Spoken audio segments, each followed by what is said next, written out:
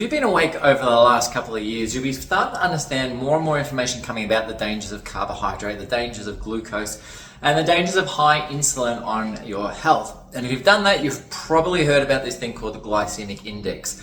So let me explain why this glycemic index is so important, because glycemic index may be more important than the actual amount of carbohydrate that you consume on a daily basis when we start talking about preventing disease. So the difference is, when we're talking about the amount of carbohydrate, we're really talking about how much you're pushing into the system. And the more we push in, the greater the effect of a hormone called insulin.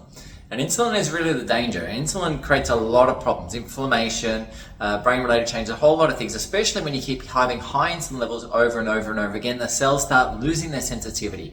It's like the microphone volume gets turned down, and now the body can't hear what insulin's doing. Now, the main thing insulin really does is conserve energy. So it's all about energy utilization.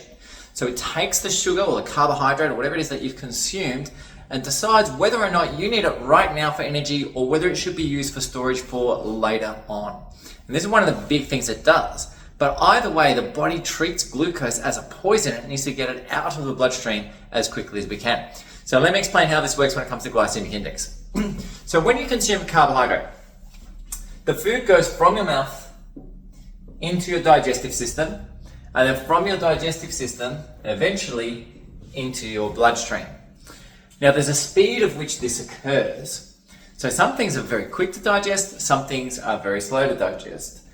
The big problem we have, the faster it is to digest, the quicker this process occurs, and therefore the more erratic response. Let me give you an example. Imagine that you're home by yourself, just chilling out, and all of a sudden all these people came in and started yelling at you. There's 30, 40 people around the house, and they're trying to get into the house, they're breaking, they're yelling, they're going to get you, they're going to get you, they're going to get you.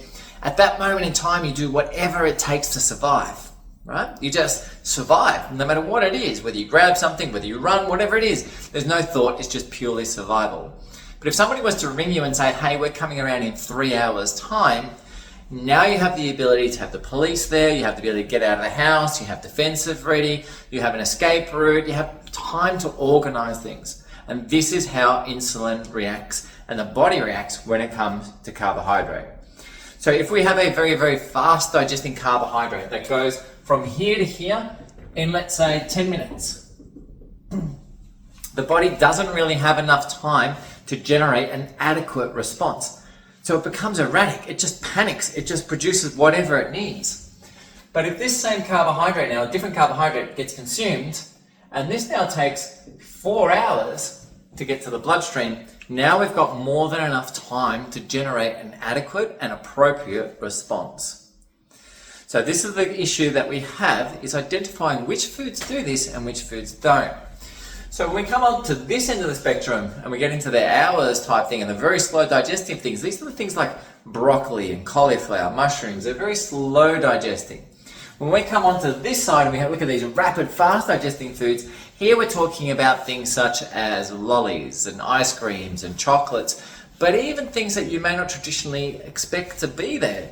So things like beer, watermelon, white potato, pumpkin. These are all things that have very fast digestive rates. And there's a whole lot of different factors that influence it, such as the type of sugar they have, the amount of fiber they have. There's a whole lot of different factors that come into it. But what we really understand is that in a lot of people, even if you do nothing more than just switch to slow digesting carbohydrates, what we call low glycemic index carbohydrates, it's sometimes enough to cause a lot of shifts and prevent, if not stop, those high insulin resistance type conditions that are abundant in our Western world.